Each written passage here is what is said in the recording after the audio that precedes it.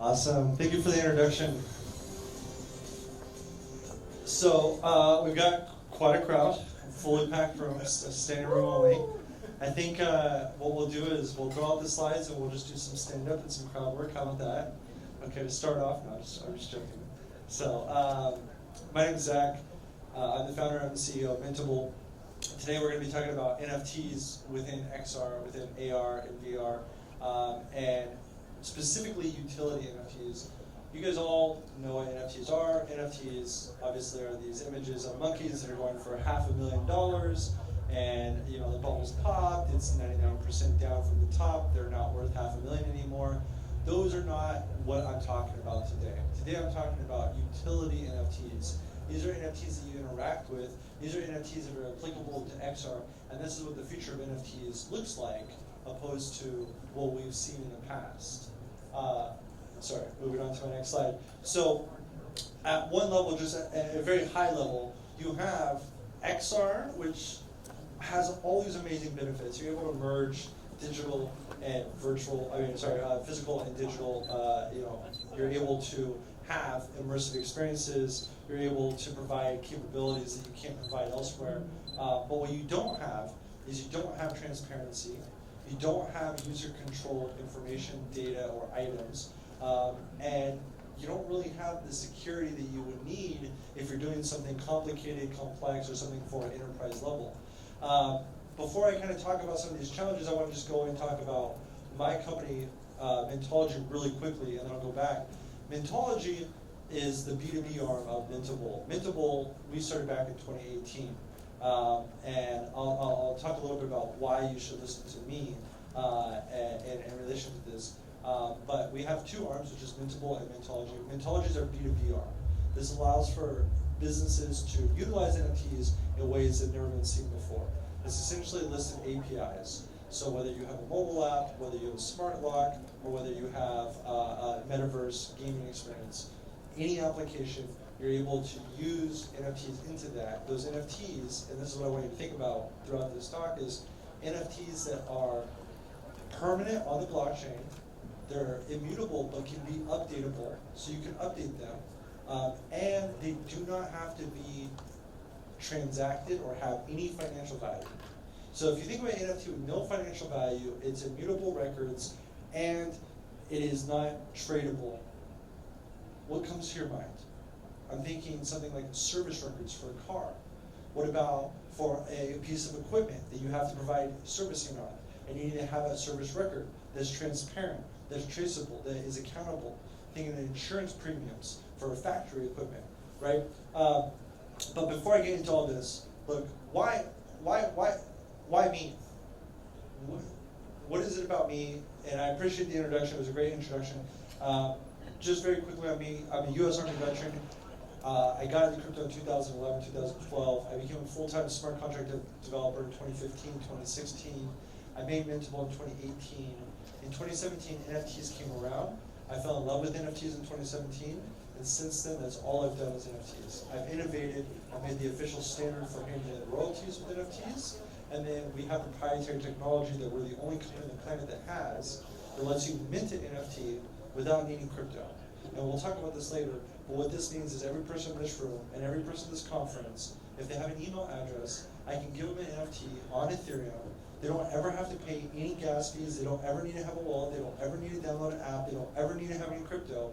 And they're able to interact with that NFT as a ticket to come in the door, as to get a free latte downstairs, whatever it may be, right?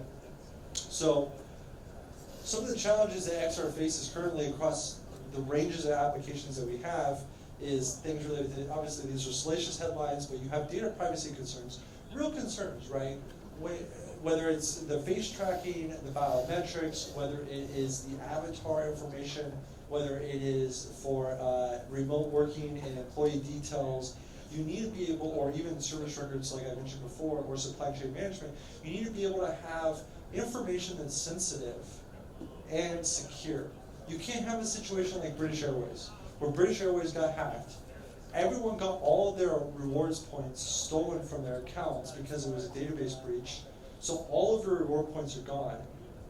And there is no way to reimburse them because everything was stolen from them. that would not happen if you had the blockchain as an underlying level of security, right?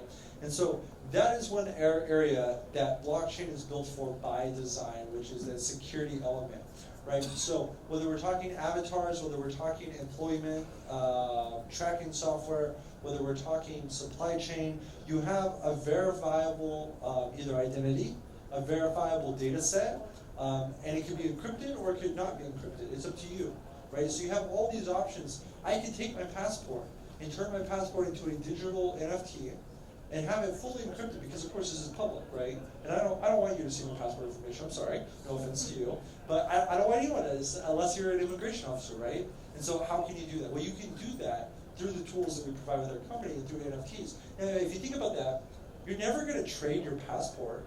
You're not going to buy my passport. That's illegal, right? So this is a new type of NFT. This is an NFT that you interact with.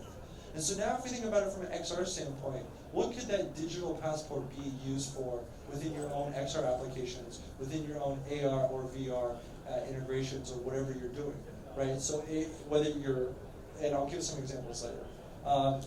So fragmentation is another thing that needs to be addressed, which is essentially you have everyone in the room and everyone in the conference is working on all these amazing things, and we're all familiar with Unity, we're all familiar with Blender, we're all familiar with AutoCAD, and most of these applications are using some of those softwares, if not all of them are using one of those three softwares for their modeling, but yet all of them is fragmented where my models don't work within your engine, and your models don't work within my engine, even though they're all based on the same underlying frameworks of platforms. So there's Unity, Blender, whatever it may be, right? And so there's this fragmentation that happens, and that's also solvable by the interoperability of NFTs. So when I talk about the future, I'm talking about the future of how I see NFTs, how I see XR, how I see, and this includes AI as well, over the next 5 to 10 years, right? And this, of course, I can't predict the future, so this is my best guess, and we'll go into it. First off, we have remote work, collaborative work. This is obviously going to increase since COVID. It's been increasing. You've got the newer generations now basically requiring work from home as an option. Here in Singapore, the Tripartite Alliance has now made it where it's a mandatory requirement to at least to consider a work from home situation, right, by law, or not by law, but it's somewhat by law. So you have a virtual working environment, so that means that you're going to have a lot of XR experiences where either I'm coming into an office space, I've got my headset on, I've seen my face, I've seen my colleague's face, right?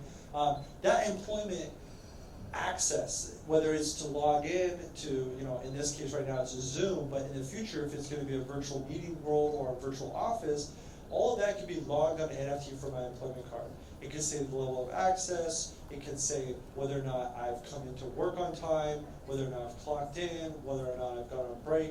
All this can be private, but it can be stored on a secure, immutable ledger like the blockchain without having to worry about the crypto wallets, the crypto, or any of that stuff, because we handle all that in the background.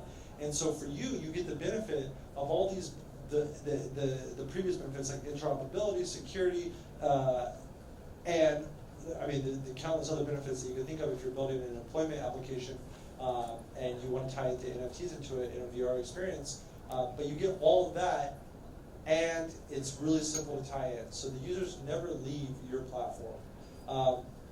Now I have this thing something at the bottom here, and this is because as the future progresses and AI gets more and more involved in our lives, there's applications out there that are now doing employment screenings through AI.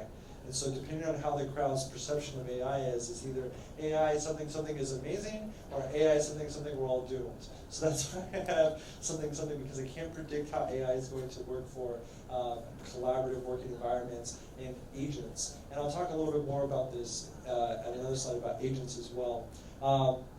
But the accountability and the traceability for a working remote is one application that you can use NFTs for that I really see as an area that's going to be focused on.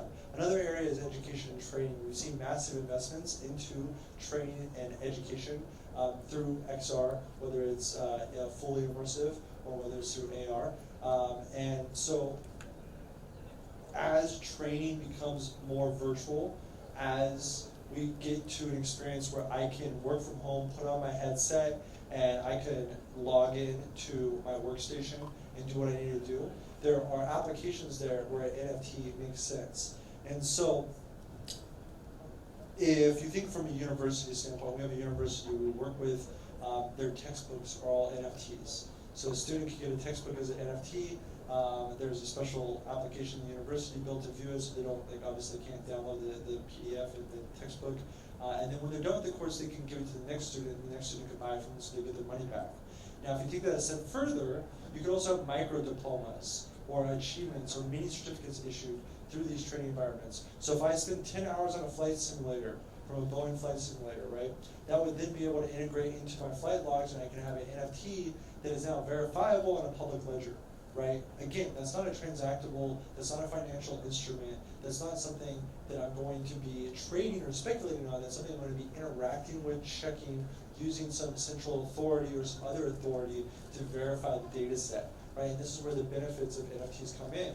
The versatility of them is really important. If you get your headset out of artwork and collectibles and into how can I interact with this in the real world, then you start seeing a lot of doors opening up. There's something that I'm gonna talk on, and it's around AI, and it goes a little bit in depth, and I think everyone here is going to agree. Look, so I was thinking about calling this slide NFT squared, because we have natural feature tracking, which you guys are probably all familiar with, which is one of the systems you use to track stuff within your AR or VR environments. But then you also have non-fungible tokens, which are NFTs. Now, when you tie the two together, you actually get something really, really unique. You know the Boston Dynamics spot robot, where it's trained to go on a factory floor, inspect things, do things, automated tasks, right?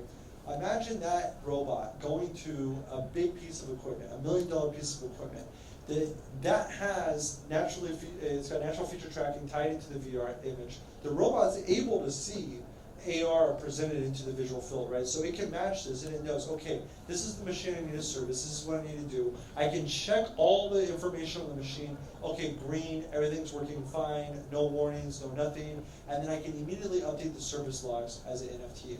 Those service logs are transparent. Those service logs can help reduce my insurance premiums for maybe that machine or maybe my factory, and that also can be applied into the next realm, which is when we get into AI. Now, at a very basic level, this is the AI slide, but at a very basic level, when we go natural feature tracking, I gave you a factory example. The most basic is a walking tour of a museum. I go up, right, in this case, actually, it's real estate. So I'm at home, I'm on Zillow, I have my headset on, and I'm doing a virtual tour of a house. As I'm doing the virtual tour of the house, the NFT represents everything about the house. The closing price of the previous price of the house, the condition of the house, 3-bedroom, 2-bath, whatever it may be, and it's got the virtual experience that I'm experiencing. It's all in the NFT. If I choose to buy, also has the maintenance records of whatever's happening to the house.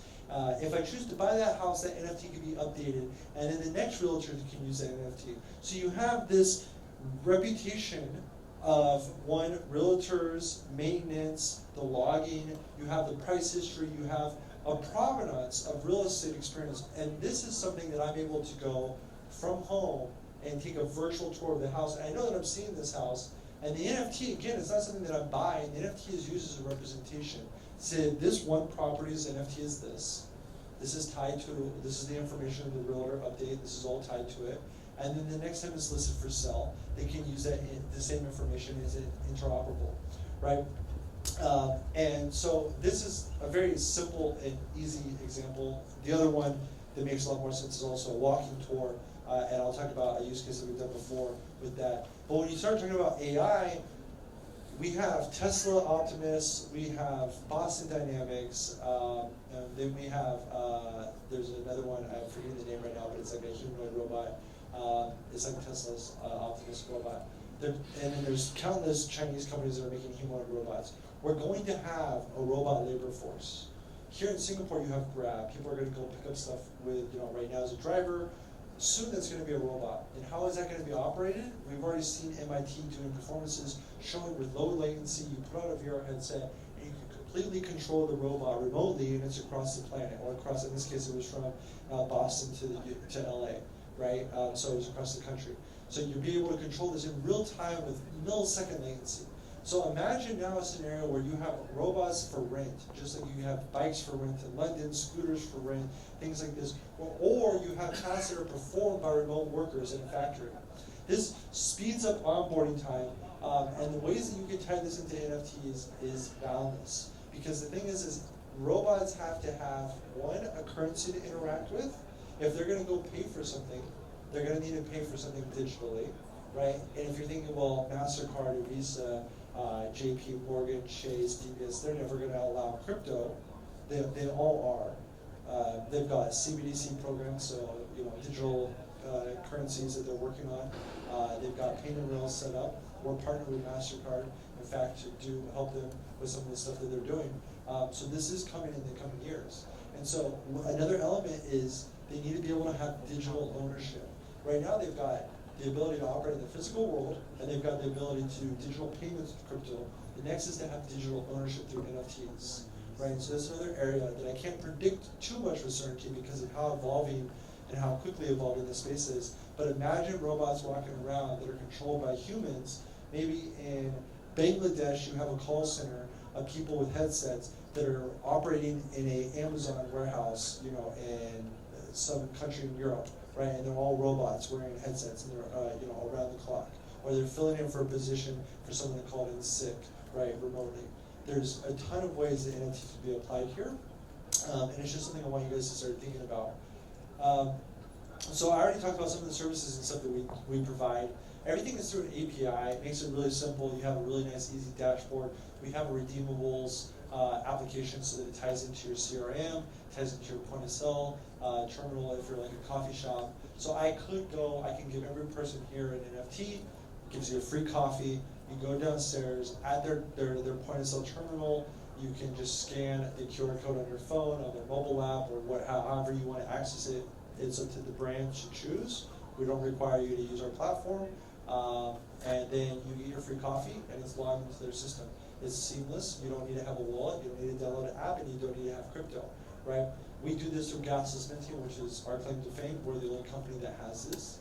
So because we're the only one that can do this on Ethereum, you'll find other companies that can say, yeah, we can make 1 million NFTs on a blockchain that no one uses, and it's got no support, and it's really hard to buy the currency, and all these etc. things. And then you realize there's reasons why big brands launch on secondary blockchains, and those NFT projects never really go anywhere. There's never any utility, there's never interaction, because it's like trying to launch a major mobile gaming app on a Linux operating system and not Windows. You're not going to have a very good opportunity of success, right? Some of the things we do at MasterCard, for example, is a conference, and this is a great example of AR. So throughout the conference, we had touch points that we wanted people to talk to reach on the conference floor. As you guys are aware, if you go to like a compliance conference, it's 3 days after day one. What is there to do, right? So MasterCard came to us, they wanted to engage, they wanted to gamify, they wanted to reward. So there's a 65% footfall increase across these different touch points that they wanted them to go to. So areas of the conference that typically don't see traffic, whether that's different stages, whether that's different speeches, whether it's different booths. They were even able to upsell it. So they upsold it as a package. If they were an event provider, they upsold it to one of the brands to say, hey, if you want to be a touch point for people to come to your booth, it's an extra fee. Then when you get there, you're able to just scan a QR code. You've got your custodial wallet. It's already set up for you. All that's done. It's a very seamless process. You get your NFT within 2 seconds. Once you've got all the NFTs, you've gone through all the scavenger hunt, basically, then you've got a reward at the end, right? Now, take that a step further and make that AR. Use natural feature tracking and tie it into something. And what does your mind start unlocking as a possibility here, right? What do you see the use case of engagement with your consumers, engagement with end users, increasing the interest, increasing your possibility of having leads, closing deals? NFTs are a means to an end through utility. And that's what I'm trying to drive home here. Another example is something we did with, with MasterCard. This was in New York. we ran ads in Times Square, and basically you would scan the QR code in Times Square, you got a free NFT, wallet set up for you, you just click the button right there, the GIF shows it, it's super simple, it takes like 2 seconds. You get your NFT, and then it has a map showing you how far away you are from the location to go get your free slice of pizza. And it was like, we ran all the ads like within a block of the pizza location that we worked out of. You went to the pizza location, you showed them the NFT, you got a free slice of pizza. That's simple, right? The image was like 5 minutes after it went live, there was already like 80 claimed.